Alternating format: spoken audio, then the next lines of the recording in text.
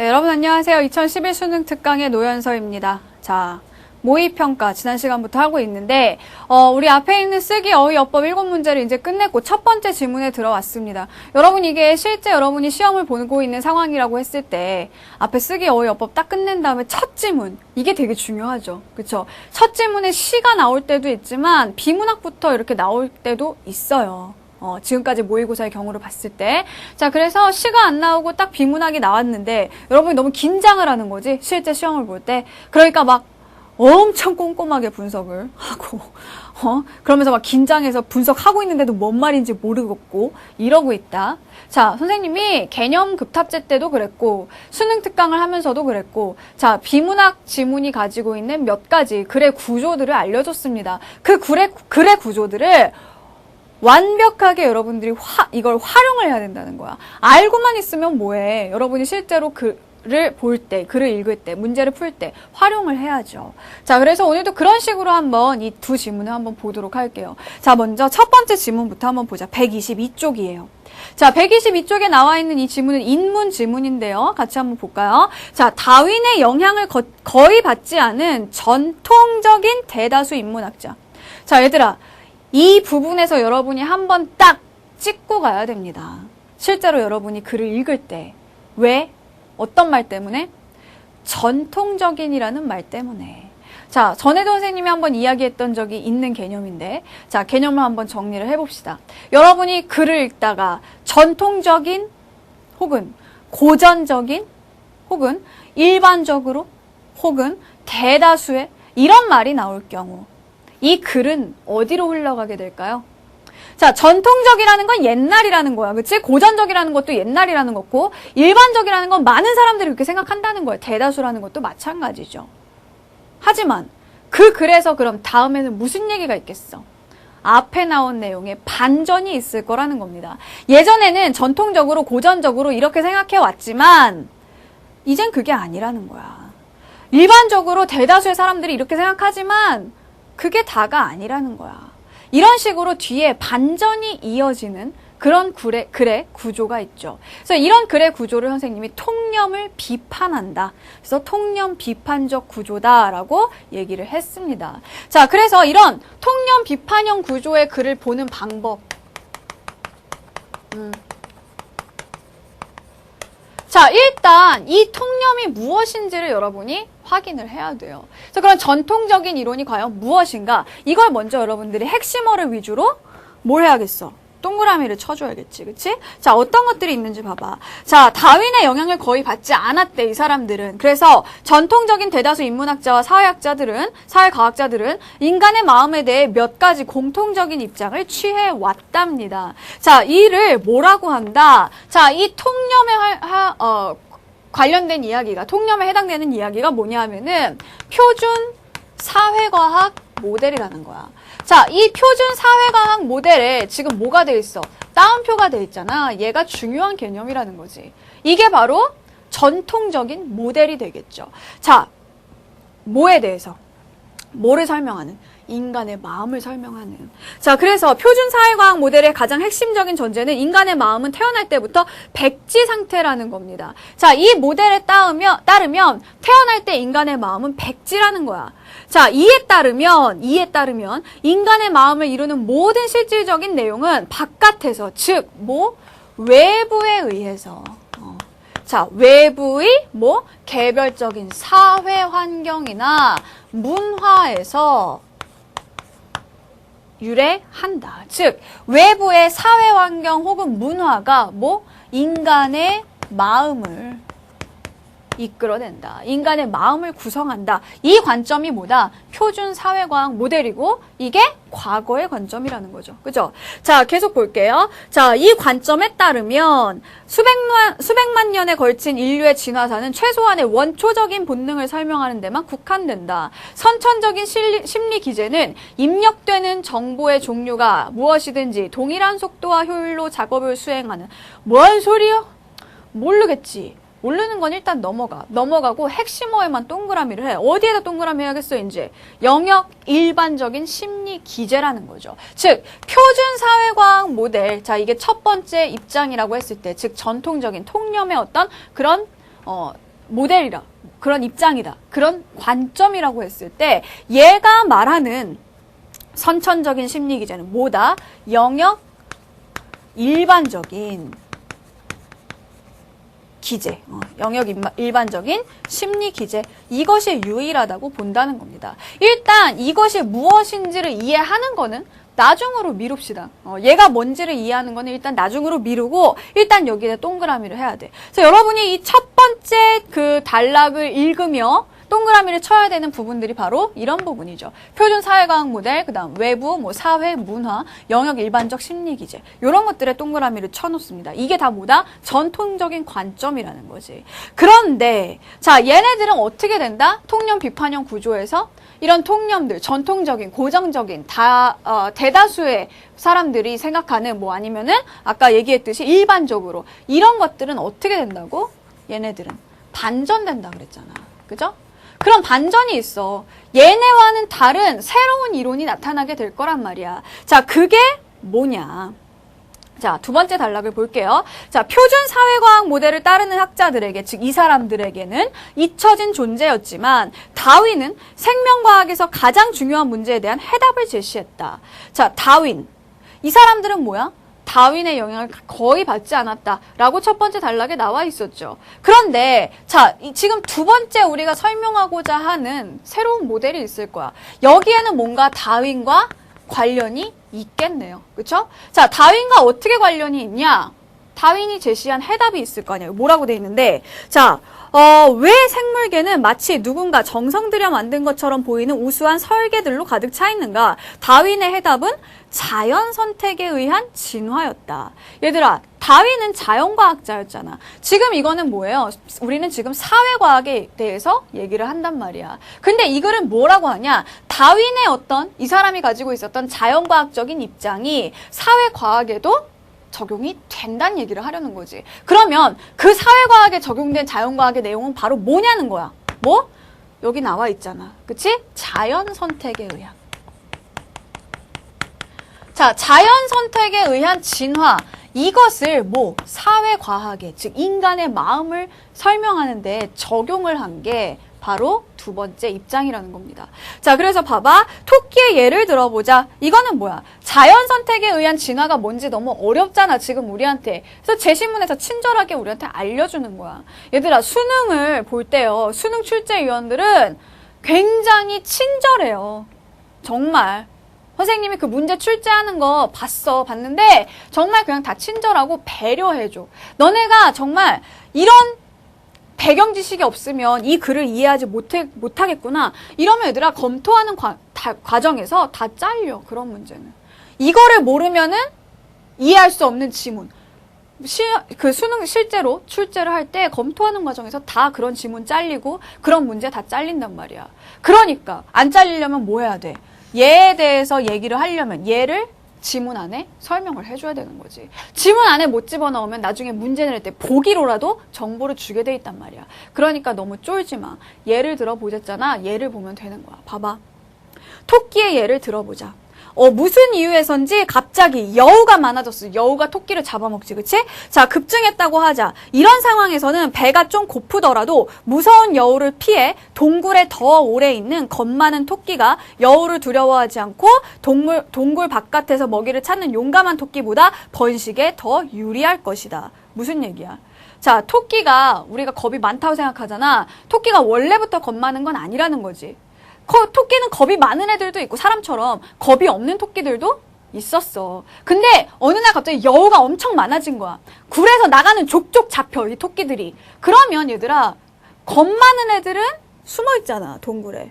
겁 많은 애들은 숨어 있으니까 얘네들은, 겁이 많은 종류 애들은 계속 살아남겠지. 근데 겁 없이 막 여우 막 이러면서 막 뛰어나간 애들, 이런 애들은 어떻게 되겠니? 족족 잡아먹히겠지. 그러니까 겁이 없는 종류의 토끼들은 멸종당했을 거라는 거야. 겁이 많은 애들만 남은 거지. 그지? 자, 그게 뭐야? 그래서 겁이 많은 애들만 선택이 되었고 토끼는 그래서 겁이 많은 종류로 진화하게 되었다라고 얘기하는 거야. 이게 뭐다? 바로 다윈의 자연 선택에 의한 진화이다. 됐죠? 자, 그래서 자연 선택은 포식자가 급증한 환경에 맞추어 토끼가 겁이 더 많아지게끔 설계하는 셈이다. 됐죠? 그쵸?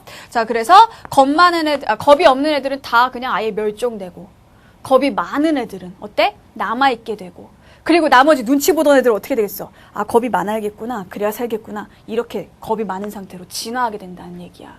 자, 그러면 그 세 번째 단락을 봅시다. 중요한 건 이거죠. 이런 자연과학적인 그런 원리가 사회과학에 어떻게 적용이 되느냐. 다윈의 이론에 기반을 둔 적응주의 프로그램은 나왔지. 자, 지금 이 적응주의 프로그램 여기에 따옴표가 돼 있잖아. 이게 바로 중요한 핵심 개념이라는 거야. 뭐에 대응되는. 앞에 나왔던 표준 사회과학 모델에 대응되는 핵심적인 개념이죠. 이게 뭐야? 반전된 애잖아.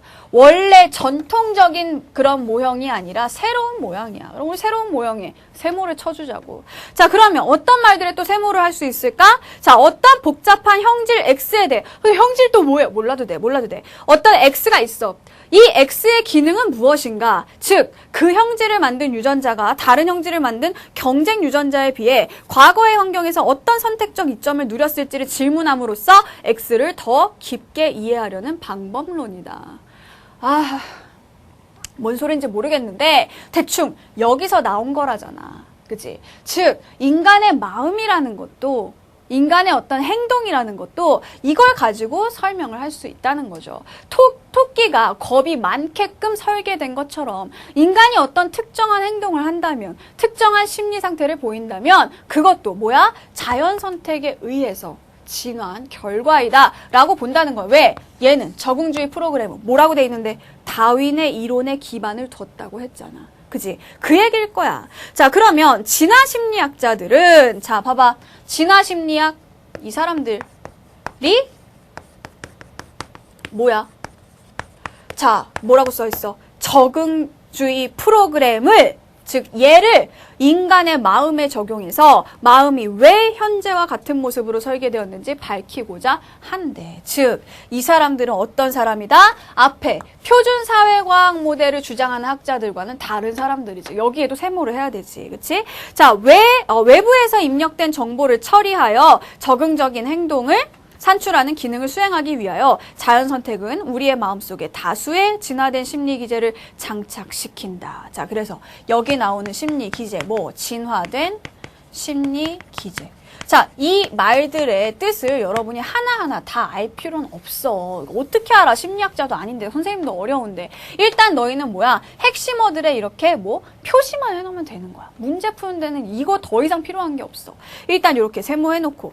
자, 그 다음에 일시적인 행동 그 자체가 자연 선택에 의해 직접 설계되는 것이 아니라 특정한 자극과 특정한 행동을 짝지어주는 심리 기제가 자연 선택에 의해서 설계가 된다라고 나와 있습니다. 자, 마지막 단락을 보자. 예를 들어보자. 그래. 이 얘가 우리한테는 뭐야? 구세주와 같은 존재야. 그치? 지금 우리가 세 번째 단락 읽으면서 너무 힘들었단 말이야. 읽고는 있는데 이게 정말 또띠 이렇게 보였단 말이야. 진화 심리학자는 뭐며, 진화된 심리 기제는 뭐며, 심리 기제는 뭐고, 기제는 뭐고. 읽을 수조차 없잖아. 읽긴 읽었는데 이걸 읽고 있지만 그냥 내가 한글을 아니까 읽는 거지 내용이 무슨 내용인지는 모르겠잖아. 그럴 때는 뭐야? 밑에 구세주, 얘가 나온다고. 얘를 보면서 이해하면 돼. 어떻게? 봐봐.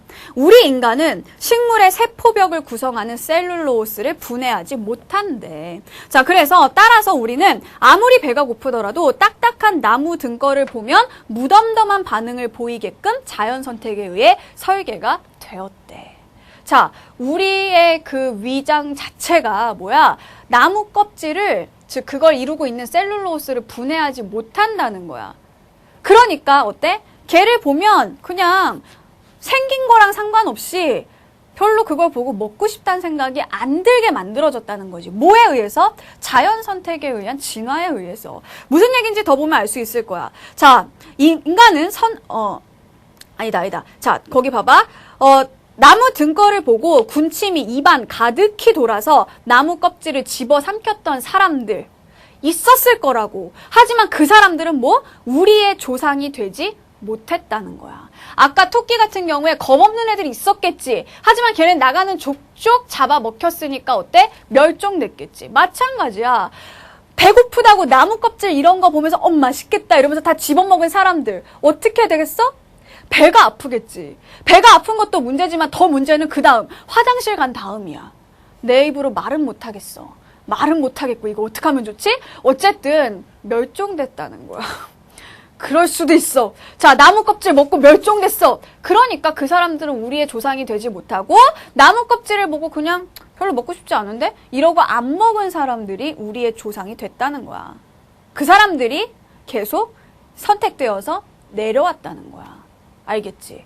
자, 그래서 그런 식으로 심리학에서 설명을 하고 있다는 겁니다. 심리학에서도 이런 우리의 모든 마음의 어떤 결과는 행동들은 다 이런 심리학적으로도 진화론을 적용해서 말할 수 있다는 거지. 자, 그래서 보세요. 요컨대. 자, 마지막에 요컨대가 나와 있다. 요컨대는 뭐지? 요약하여 말하건대. 결론이란 얘기야. 자, 결론은 인간의 마음은 우리 조상들이 수백만 년에 걸쳐 지속적으로 부딪혔던 문제들을 잘 해결하게끔 자연 선택이 설계해낸 수많은 심리 기제의 묶음이다. 자, 얘들아, 이 글의 특징을 봐봐. 지금 이 글에서는 두 가지 이론을 제시했단 말이야. 표준 사회 과학 모델이라는 이론을 제시를 했고요. 그쵸? 이거랑 완전히 반대인 적응주의 프로그램을 제시를 했어. 그런데 지금 이 글을 쓴 사람은요. 이 두 개를 똑같은 비중으로 설명하고 있니? 아니야. 마지막에 가서 결론에는 얘의 편을 들어주고 있잖아. 이게 맞다는 거잖아. 그치? 자, 그러면 8번에 답이 뭐가 되겠어? 8번 정답은. 응? 두 가지의 이론이 나와. 근데 이 두 개를 똑같은 비중으로 그냥 비교하고 다루고 있는 것이 아니라 한쪽의 편을 들어주고 있죠. 정답은 4번입니다. 대비되는 두 이론 중에 하나를 택해서 논지를 전개하고 있다. 이것을 답으로 골라줘야겠죠. 됐죠? 자, 다시 지문으로 옵니다. 자, 인간은 선천적으로 영역 일반적인 심리 기제를 가지고 태어나는 것이 아니라, 자, 아까 뭐라 그랬어? 표준 사회과학 모델에서는 인간이 영역 일반적인 심리 기제를 갖고 태어난다고 했잖아. 선천적으로. 근데 여기에서는 그게 아니라는 거야. 그게 아니고 뭐를 가지고 태어난다? 영역 특이적인 심리 기제를 가지고 태어난다. 요렇게 보는 거지. 그래서 여기도 역시 뭐가 돼야 돼? 세모가 되어야 한다는 겁니다. 왜 선생님이 이걸 동그라미 세모를 자꾸 했을까? 비교하는 문제가 나오기 때문이라는 거지. 그럼 같이 문제를 보자. 8번은 했고요. 자, 9번을 보죠. 자, 위글의 내용을 통해 알 수 없는 것을, 자, 1번 봐봐.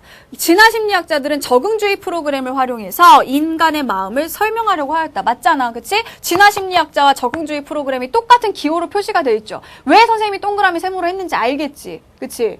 자, 1번 맞아. 그 다음에 2번. 영역 일반적인 심리 기제와 영역 특이적인 심리 기제는 양립하다. 양립이라는 거는 두 개가 다 존재할 수 없다는 거야. 두 개가 다 맞을 수는 없다는 거야. 자, 아까 뭐라 그랬어? 인간의 마음이라는 거는 선천적으로 인간은 영역 일반적 심리 기제를 갖고 태어나는 게 아니고 얘를 가지고 있는 거라고 했잖아. 그치? 왜? 둘 다 있으면 안 돼? 안 돼. 이건 아니고 얘만 맞아. 라는 거는 둘 다 맞을 수는 없다는 얘기야. 그래서 2번도 맞는 설명. 자, 그 다음에 3번. 진화심리학에 따르면 특정한 자극은 특정한 행동과 짝지어지도록 마음에 설계되었다. 이거는 얘들아 본문에 그대로 나와 있었어. 세 번째 단락을 봐봐. 세 번째 단락의 마지막 문장을 보시면 그대로 나와 있죠. 그쵸? 특정한 자극과 특정한 행동을 짝지어주는 심리 기제라고 되어 있습니다. 자, 그 다음에 4번. 표준 사회과학 모델은, 자, 여기 있어. 그치? 표준 사회과학 모델. 선생님 어떤 말을 동그라미 하라 했어? 외부. 뭐라 그래? 인간의 마음을 인간 내부가 아니라 외부에 기대어 설명하고 있다. 맞는 설명이죠. 그쵸? 자, 5번. 표준 사회과학 모델과 진화심리학은 인류의 진화사가 마음을 설명하는 단서라는데 합의하고 있다. 이건 무슨 얘기야? 둘 다 공통적으로 이렇게 생각한다는 거잖아. 그런데 진화사가 마음을 설명하는 단서라는데 얘는 당연히 그렇게 생각을 하죠. 그쵸? 이런 자연 선택에 의한 진화, 이걸 가지고 이런 다윈의 이론을 기반으로 해서 얘를 만들었다고 했으니까 진화가 마음도 설명해 줄 수 있다라고 해. 하지만 자, 표준 사회과학 모델은 어떻다 그랬어요? 다윈의 영향을 거의 받지 않았다 그랬잖아. 그 얘기는 진화론의 영향을 받지 않았다는 얘기야. 그래서 9번의 정답은 5번. 됐지? 자, 그 다음에 10번 보자. 자, 보기로 보아 기억에 쓰인 만에 가장 가까운 것은? 이라고 했어요. 이거 어법 문제야.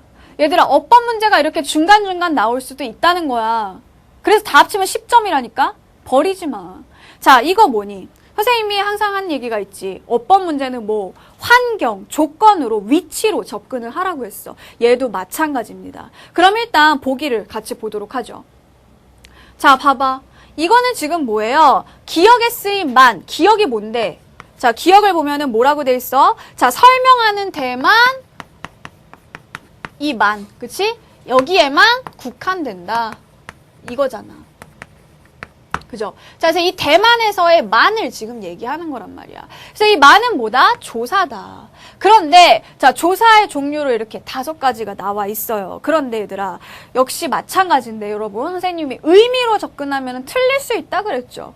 그죠? 자, 그래서 이거를 이렇게 보면서, 아, 이 대만이, 여기에서 만이 제한하는 건가? 아니면은, 뭐지? 강조하는 건가? 마지막 선인가? 뭔 말인지 모르겠잖아. 그러니까 뭘로 접근하라고? 환경으로 접근하라고. 이 5개 중에서 환경을 가지고 있는 게 있어. 일단 걔부터 보란 말이야. 4번하고 5번이야. 4, 5번 한번 볼까? 자, 4, 5번 봐봐. 여기에 환경이 나와 있잖아. 그지?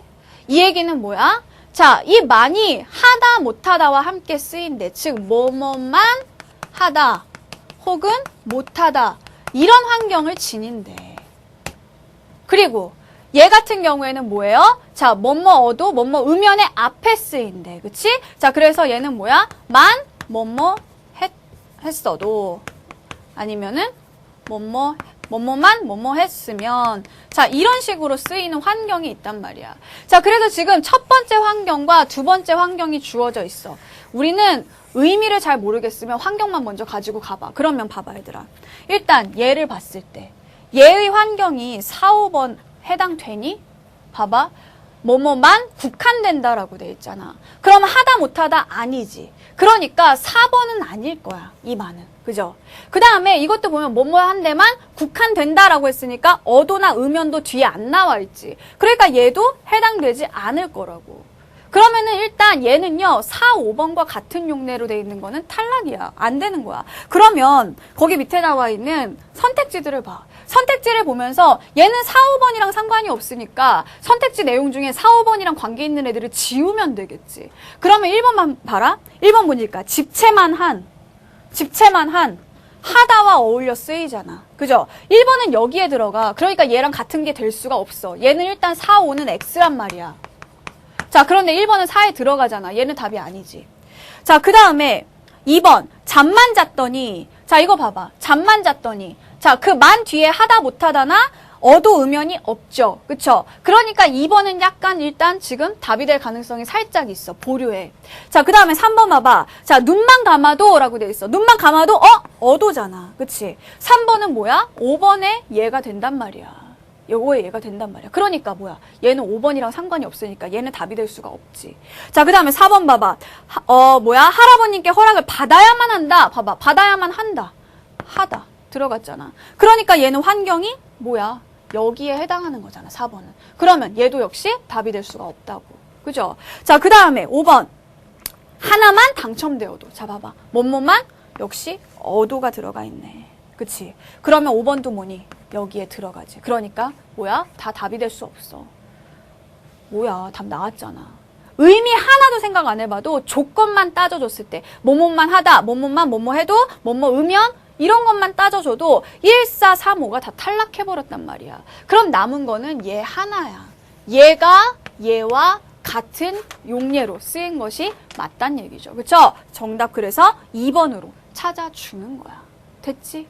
보너스로 그냥 선생님이 의미만 알려줄게. 의미는 뭐예요? 여기에서는 1번의 의미로 쓰인 겁니다. 다른 것으로부터 제한하여 어느 것을 한정한다. 즉 잠만 잤다 라는 거는 뭐예요? 이게 잠 외에 딴 거를 안 했다는 거잖아. 그런데 지금 기억해 보면은 뭐뭐 하는 데만 국한된다. 국한이란 말이 뭐야? 제한이라는 뜻이잖아. 그래서 이 두 개를 연결 지을 수 있을 겁니다. 하지만 이게 1인지 2인지 3인지 몰라도, 그치? 여기에서 이 만이 가까운 게, 여기에서 만의 의미가 보기에 1번인지 2번인지 3번인지 몰라도 어때? 환경만 가지고 풀어냈지. 그치? 자, 그 다음 11번 보자. 자, 니은의 관점에서 볼 때, 자, 니은이 뭡니까? 적응주의 프로그램이죠. 그쵸? 자, 이 적응주의 프로그램, 어디 갔어? 여기 있지. 자, 얘네들의 관점에서 봤을 때, 보기에 대한 반응으로 가장 적절한 것은? 이라고 했어요. 자, 그러면 적응주의 프로그램, 우리가 세모했던 것들을 가만히 잘 봐봐.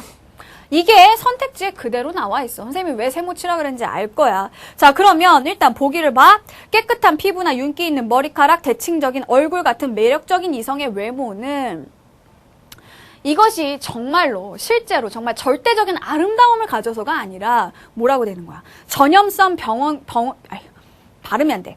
병원균에 대한 저항성 유전자를 지녔음을 광고하는 신호이기 때문에 의식적이든 무의식적이든 선호된다는 사실이 알려져 있다. 이런 얘기가 나와 있는 거야. 그러니까 건강하다는 얘기야. 건강하면 피부가 깨끗하고요. 건강하면 머리카락이 푸석푸석하지 않고 윤기가 있다는 거죠. 그리고 대칭적인 얼굴이라는 것도 뭐예요? 한쪽에 문제가 생기지 않았다. 즉, 이 사람이 건강하다는 거를 나타내 주는 거야. 전염병을 가지고 있지 않다는 얘기야, 결국. 혹은 전염병이 온다 하더라도 그거에 저항해서 싸울 수 있다는 거야. 그지? 자, 그래서 그런 전염성 병원균에 대한 저항할 수 있는 그런 유전자를 지니고 있는 거기 때문에 이런 사람들을 선호한다. 뭐야? 이런 사람들이 살아남은 거라고. 자연 선택에 의한 진화. 요 부분과 관련이 있겠죠. 자, 그러면 반응에 대해서 적절한 걸 찾아봐. 1번 봐봐. 자, 매력적인 외모에 끌리는 것은 인간의 본능이므로 별다른 설명이 필요 없다. 얘들아, 이 사람들은 뭐 하려고 하는 사람들이야? 인간의 마음을 설명하려는 사람들이잖아. 그치? 근데 설명이 필요 없으면 안 되잖아. 1번 땡.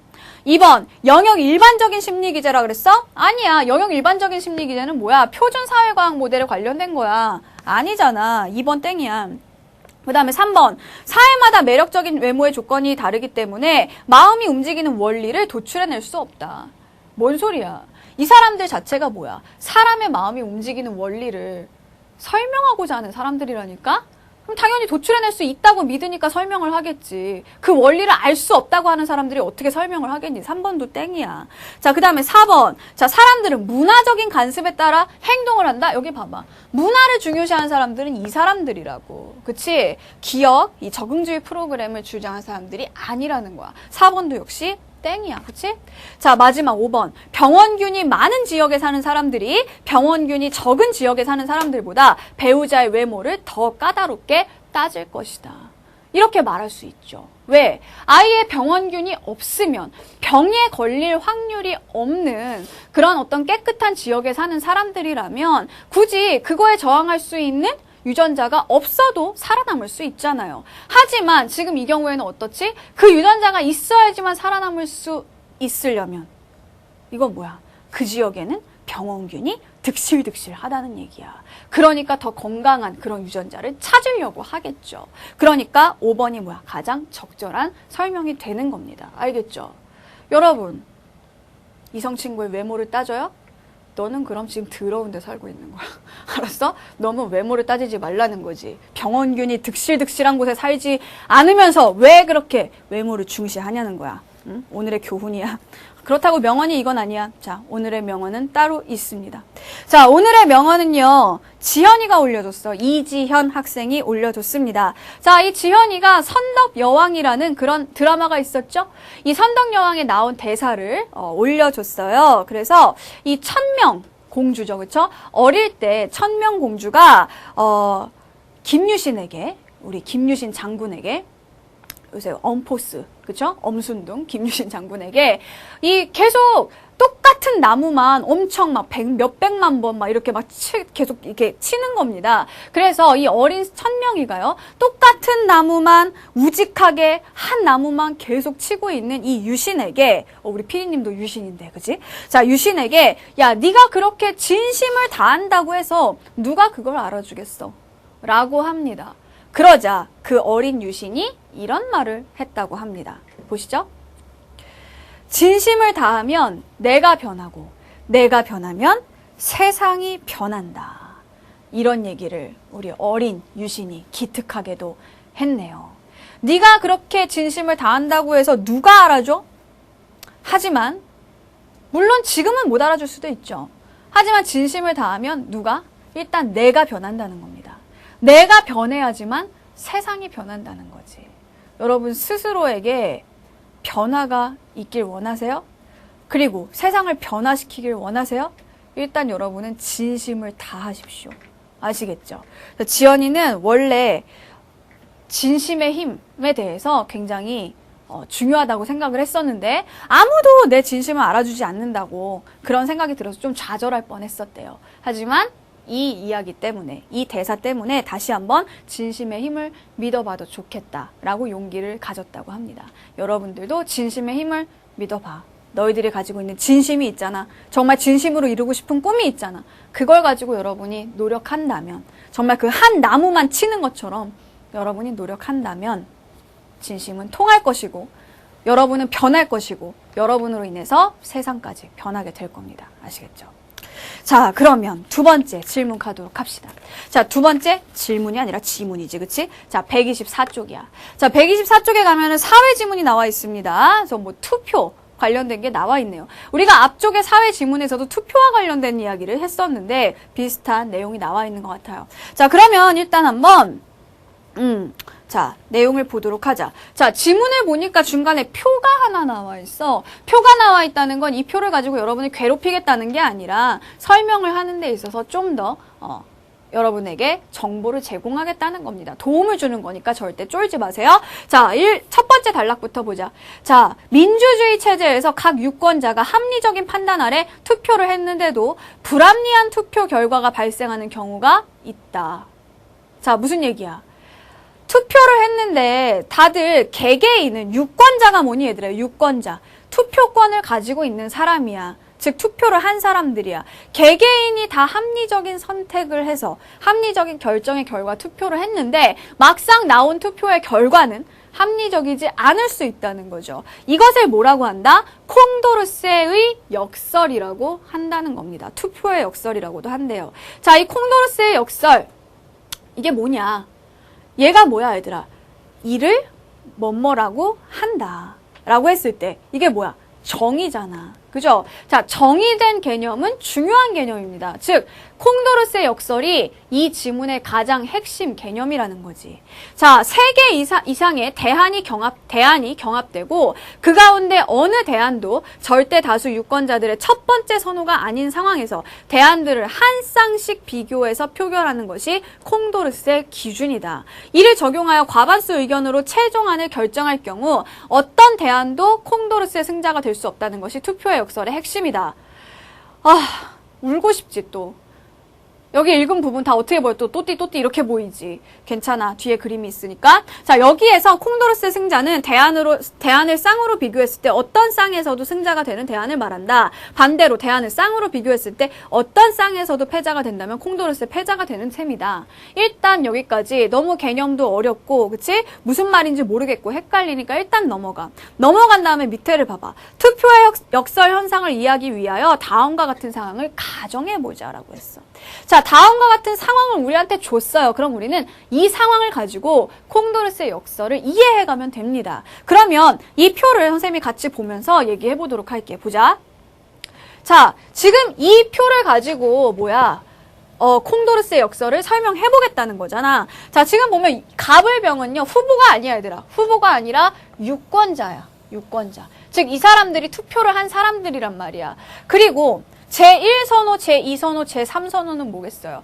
첫 번째로 좋아하는 거, 두 번째로 좋아하는 거, 세 번째로 좋아한다는 뜻이겠죠. 그쵸? 그럼 갑은 A를 제일 좋아하고, 그 다음 B고, 그 다음 C라는 그런 뜻이 될 거야. 자, 그럼 같이 보자. 위의 표는 갑, 을, 병이라는, 그치? 3명의 유권자와 A, B, C라는 3개의 대안이 존재할 때, 이 대안이라는 거는 뭐니?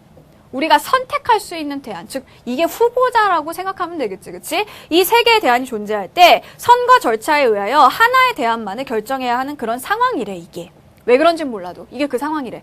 자, 투표의 절차는 대안을 쌍으로 비교하는 이른바 콩도르스의 기준을 순차적으로가 뭐야? 순서대로 적용을 한다는 거죠. 자, 대안 A와 B를 놓고 첫 번째 표결을 실시하고 두 번째 표결은 첫 번째 표결에서, 즉 먼저 A와 B 얘를 가지고 표결을 한대. 그래서 이 중에 하나는 살고 하나는 죽겠죠. 그쵸? 살아남은 애랑 나중에 뭐? C를 여기에서의 승자와 C를 대상으로 두 번째 표결이 실시된다는 겁니다. 자, 그러면 봐봐. 유권자 갑과 병은요. 어떻죠? 처음에 뭐야? A와 B만 놓고서는 우리가 한번 표결을 해보자는 거지. 그러면 A, B 놓고, 그치? A와 B를 놓고 또 A, B를 놨을 때 갑과 병 같은 경우에는 뭐야?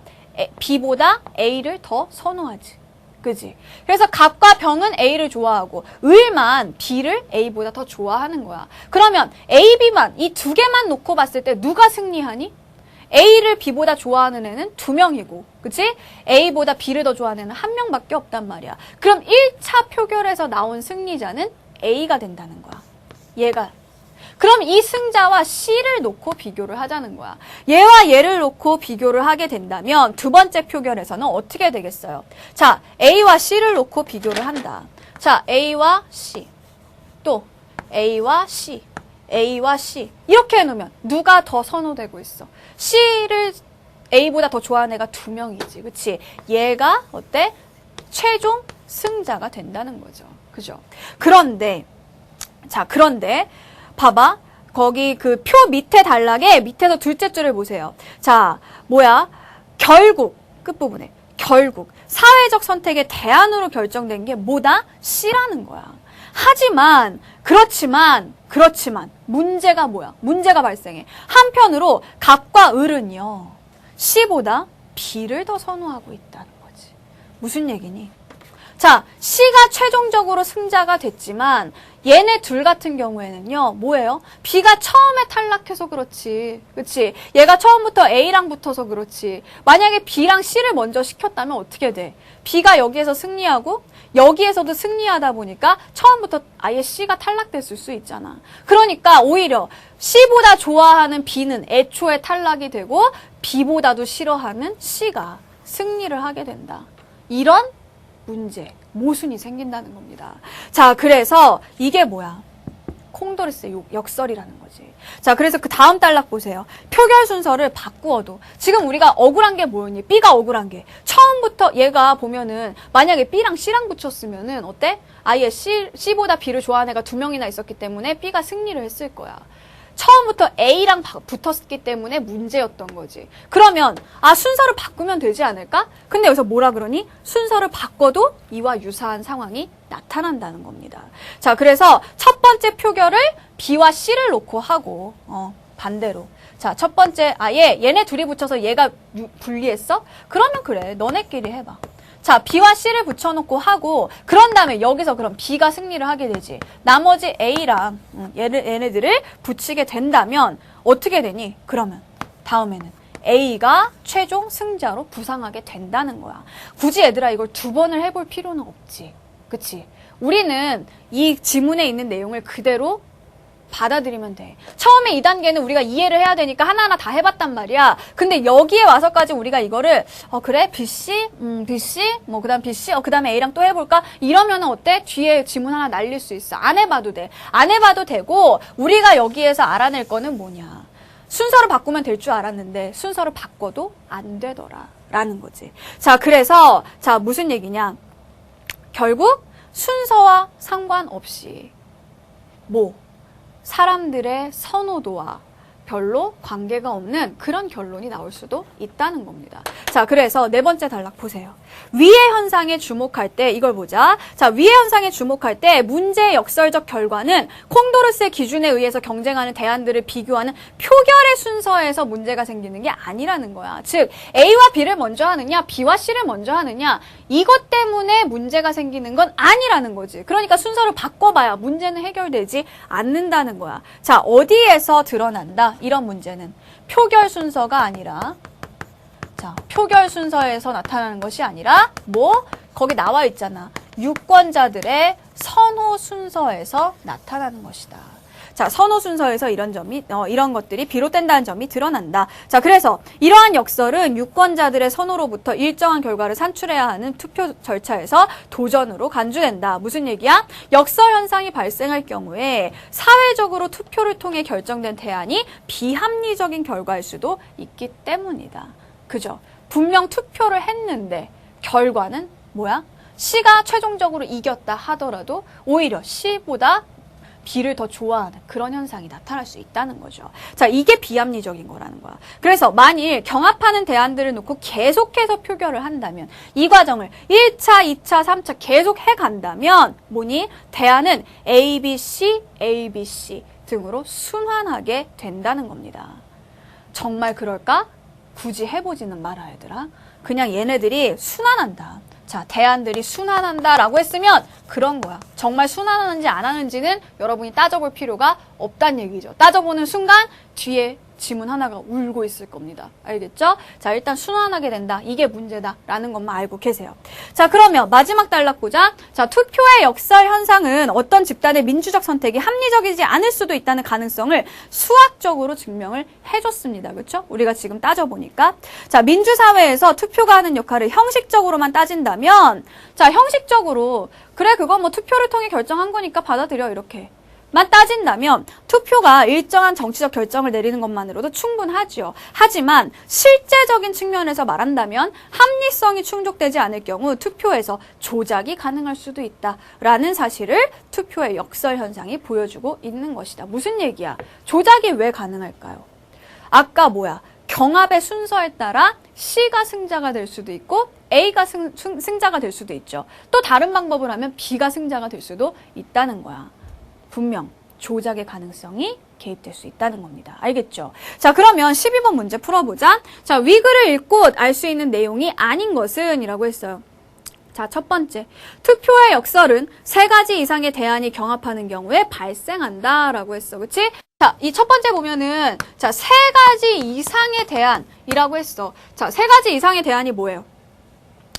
아까 어디 나와 있어? 자, 첫 번째 단락의 둘째 줄을 봐봐. 3개 이상의 대안이 경합되고 라는 말이 나와 있잖아. 그치? 자, 3가지 이상의 대안이 서로 경합하는 경우에 이 투표의 역설이 발생합니다. 선생님, 아니잖아요. 2개 이하에서는 발생하지 않는다는 말은 없잖아요.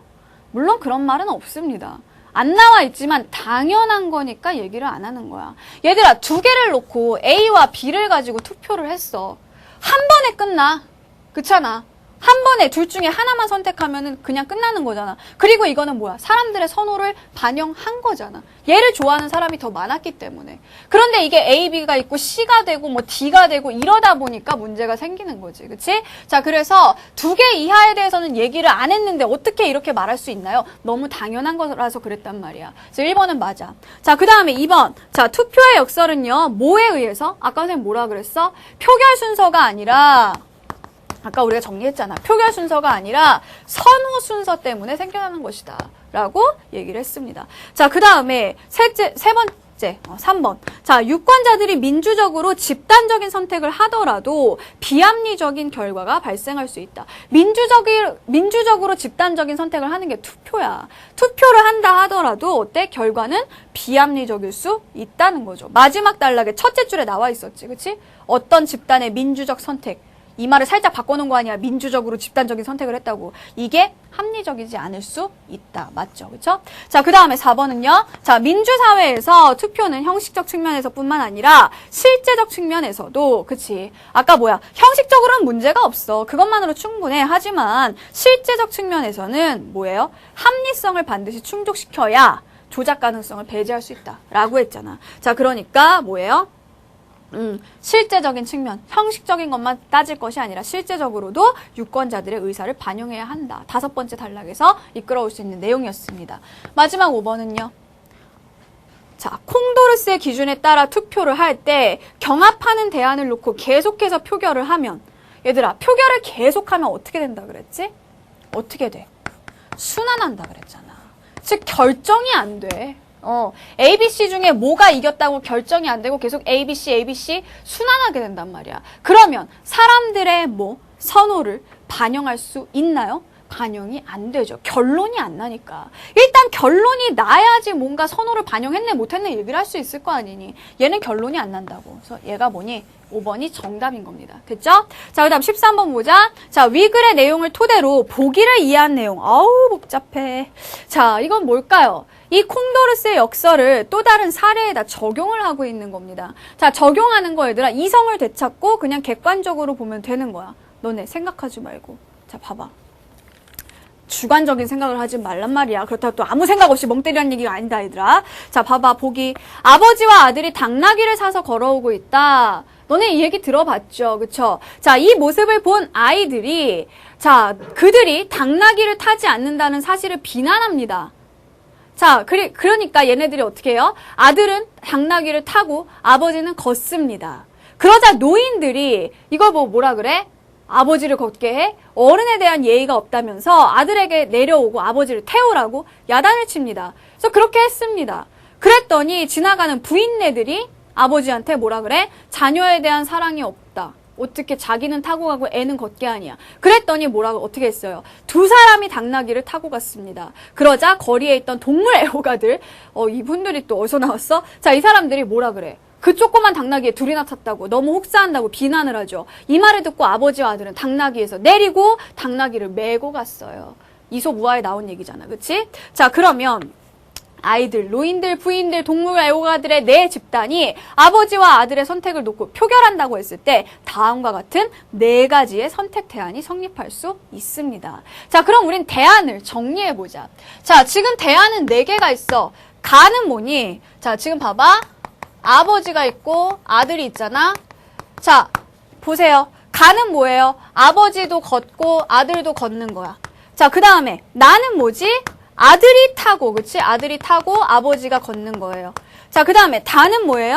아버지가 타고 아들이 걷는 거예요. 자, 그 다음에 라는 뭐예요? 자, 라. 이건 뭐니? 아버지와 아들이 둘 다 당나귀를 타는 거예요. 우리가 선택할 수 있는 대안은 이 네 가지란 말이야. 그러면 이 네 가지의 대안을 아이들, 노인들 이런 사람들과 짝을 지어주란 말이야. 자, 짝을 지어주면 어떻게 짝을 지을 수 있을까요? 밑에 조건이 있죠. 단, 아버지와 아들이 대안을 선택한 다음에 그거에 대해서 그 사람들이 다시 비난하지 않는다면 그 사람들은 그거에 가장 만족한 거다. 즉 무슨 얘기야? 자, 먼저 봐봐. 아이들은요, 뭐라 그랬죠? 아이들은 왜 저걸 안 타고 가? 라고 해서 어떻게 된 거니? 아들이 타고 아버지가 걸었지. 그 다음에 이 아이들은 그 사람들에 대해서 비난했니? 안 했잖아. 그 얘기는 아이들은 여기에 가장 만족했다. 라고 우리가 가정하자는 얘기예요. 결국 이 나는 뭐야? 아이들의 어떤 선호를 반영한 거다라고 볼 수 있겠죠. 자, 그 다음에 노인들은 뭐라 그랬죠? 노인들이 아들이 내리고, 그쵸? 아들이 걷고 아버지가 타게 되자 그 뒤로 아무 말이 없었죠. 그쵸? 야단쳐서 이렇게 했단 말이야. 다처럼 했단 말이야. 그랬더니 그 뒤로는 말이 없었어. 결국 이 다는 누구와? 노인들, 그치? 노인들의 선호들을 반영한 거라고 볼 수 있단 말이야. 자, 그랬더니 그 다음에 누가 나왔니? 부인네들이 나왔잖아. 자, 부인네들은 어떻게 하니까 비난을 안 했나요? 두 사람이 모두 타고 가니까 비난하지 않았잖아. 자, 부인네들. 이겁니다. 그죠? 자, 그러면 마지막으로 동물 애호가들은 뭡니까? 자, 동물 애호가들은 당연히 이 중에서 뭘 선택하겠어요? 결국 이 두 사람이 둘 다 걸었죠. 그쵸? 둘 다 걸어가게 되니까 그 뒤로는 비난을 하지 않았다는 겁니다. 자, 그래서 이거는 동물 애호가들의 선택이라고 볼 수 있다는 거지. 됐지? 자, 그러면 이렇게 정리를 해놓고 봤을 때 1번 아이들, 노인들, 부인들, 동물 애호가들의 제1선호는 뭘로 볼 수 있냐? 아이들, 노인들, 부인들, 동물 애호가들이니까 순서가 나, 다, 라, 가로 볼 수 있다. 1번 맞죠? 자, 그 다음에 2번 아이들의 제4선호, 즉 아이들이 제일 싫어하는 거는 뭐였니? 얘네들이 왜 비난했니? 바보같이 둘 다 걷고 있어. 왜 안 타고 가? 이런 얘기잖아. 그치? 자, 그러니까 아이들이 제일 싫어하는 거는 얘란 말이야. 그죠? 그 다음에 부인들이 제일 싫어하는 거는 뭐야? 이 사람들이 비난한 게 뭔지를 보란 말이야. 이 사람들이 비난한 게 뭐예요? 아버지가 타고 그리고 아들이 걷는 경우. 즉 이 다였죠. 그쵸? 이걸로 볼 수 있는 겁니다. 자, 그 다음에 3번 내 집단이 표결을 계속할 수 있다면 이건 뭐야 얘들아? 니네 또 표결 계속 하고 있을 거니? 어떻게 그래? 그냥 아까 뭐라 그랬어? 표결이 계속되면 이 상황에서 결과는 순환된다 그랬지. 3번에서처럼. 그치? 가나다라의 대안은 순환 현상을 나타내게 된다. 이건 우리가 굳이 직접 해보지 않아도 지문에서 얻어낼 수 있는 내용이라는 거야. 됐어요? 자, 그 다음에 4번. 아버지와 아들이 당나귀를 메고 가는 것. 이거는 내 집단 중 동물 애호가의 선호를 반영한 것이다. 이게 함정이야, 얘들아. 선생님, 당나귀를 메고 가니까 동물 애호가들이 더 이상 비난하지 않았잖아요. 그럼 그 사람들의 선호를 반영한 거 아닌가요? 아니야, 얘들아. 아니지. 왜? 동물 애호가들의 선호는 어디서 찾아야 돼? 지금 우리에게 가능한 대안은 가나다라 4개밖에 없습니다. 자, 이 4개의 대안 중에서 아버지가 걷고 아들도 걷고 이랬을 때 비난을 안 한 거야. 당나귀를 매서 비난을 안 한 게 아니라 둘 다 당나귀에서 내려와서 걸어갔기 때문에 비난을 안 했다는 겁니다. 그러니까 이거는 살짝 너네를 속이고 있다는 거지. 그지? 동물 애호가들의 선호는 어디서 찾아야 돼? 여기서 찾아야 되는 거야. 대안 중에서. 메고 가는 거는 왜 메고 간 거야? 계속 순환될 거 아니야. 그러니까 뭘 해야 될지 모르겠잖아, 아버지와 아들이. 그치? 계속 뭘 해도 계속 순환되고 이 말 들으면 이게 맞는 것 같고 저걸 어떻게 해야 될지 모르겠으니까 에라 모르겠다고 메고 가버린 거란 말이야. 이거는 이 사람들이 가지는 선호도랑 상관이 없는 거죠. 4번이 그래서 답이 되는 거야. 어느 것도 선택할 수 없었기 때문에 메고 간 거지 그 메고 간 게 이 사람들의 선호는 아니라는 겁니다. 알겠죠? 선택할 수 있는 대안은 이 4가지. 여기에서 선택을 하는 거라는 거야. 알겠어요? 자, 5번 봐봐. 내 집단의 표결 순서를 바꾸어도 봐봐. 순서에 문제 있는 게 아니라 그랬어. 순서를 바꿔도 어때? 계속 누군가가 승리할 수 있는 일은 없다는 거죠. 그쵸? 계속해서 순환되게 되니까. 자, 그래서 13번의 정답은 4번이다. 자, 그 다음 14번 보자. 자, 기억의 의미로 가장 적절한 것은 기억이 뭐예요? 투표 결과가 불합리하다는 거였습니다. 자, 왜 불합리하다 그랬지? 투표를 하긴 했는데 그게 사람들의 선호를 제대로 반영하지 못하기 때문인 거였죠. 그렇죠? 투표라는 것 자체가 선호도를 조사하기 위한 거였는데 막상 결과를 보면은 선호도를 잘 반영을 못하는 거야. 그러니까 정답은 5번. 5번이 답이야. 유권자들의 선호가 제대로 반영되지 않은 결과가 나오는 이 현상. 이걸 불합리하다고 하는 겁니다. 자, 그 다음 15번 보세요. 자, 이거는 뭐니 얘들아? 어휘 문제네. 어휘는 여러분이 평소에 해야 되는 거잖아. 근데 모른다. 그럼 찍기라도 해야지. 그치? 자, 어떻게 찍을 건가? 자, 지금 보시면은요. 자, 가장 적절한 걸 찾으라 그랬어. 자, A는 뭐야? A는 비교야. 비교는 뭐지? 2개를 놓고 이렇게 공통점 차이점을 찾는 거지. 근데 분별이라는 거는 뭐예요? 분별. 나누는 거잖아. 구별하는 거잖아. 그치? 그럼 뭐 비교는 공통점이라는 의미가 들어가는데 공통점을 포함할 수가 없잖아. 1번 땡. 자, 그 다음에 2번. 자, 가정이라는 말이 있어? 가정은 뭐니? 그래, 그런 게 있다고 치자는 거야. 그치? 있다고 치는 건데 예상이라는 거는 뭐죠? 내가 미래를 한번 생각해 보는 거잖아. 있다고 치는 것과 미래에 정말 이렇게 될 것이라고 예상해 보는 것, 미래를 생각해 보는 거랑은 달라요. 그죠? 자, 그 다음에 3번째. 자, 산출, 도출. 이건 뭐예요? C는 산출이야. 산출은 어딘가에서 이끌어낸다는 거야. 도출도 마찬가지지, 그치? 뭔가를 이끌어내는 거지. 3번이 답입니다. 4번에는요, 자, D가 뭐죠? 간주죠. 간주는 뭐야? 그렇다고 보는 거야, 이거를. 그거를, 어떤 상황이 있었을 때, 그거는 부정행위로 간주하겠어. 이런 말 하잖아, 시험 볼 때. 그치? 부정행위로 간주한다. 그거를 부정행위로 보겠다는 거야. 그런데 여기 보면 분류라고 돼 있잖아? 분류라는 거는 뭐예요? 기준에 따라서 나누는 거란 말이야. 그치? 그렇다고 보는 것과 나누는 건 달라요. 마지막 5번. 자, 2를 봐봐. 2는 충족이야. 충족은 뭐지? 채워지는 거지. 요구는 뭐야? 없으니까 달라고 하는 거야. 부족한 부분을 달라고 하는 거야. 완전 서로 어때? 의미 자체가 반대 지점에 있다는 거죠. 그쵸? 자, 그래서 모르겠으면 모르겠다고 포기하지 말고 대충 찍어라도 보란 얘기다. 자, 그래서 15번의 정답은 3번. 이렇게 보시면 되겠습니다. 자, 이제 모의평가 1회 다 끝났어요. 그쵸? 1회 첫째 마당이 끝났습니다. 다음 시간에는 이제 둘째 마당을 들어가게 될 거예요. 지문이 좀 많아. 다음 시간 선생님이 지문 3개를 나갈 거니까 여러분들 3개 풀어보도록 하십시오. 수고하셨습니다.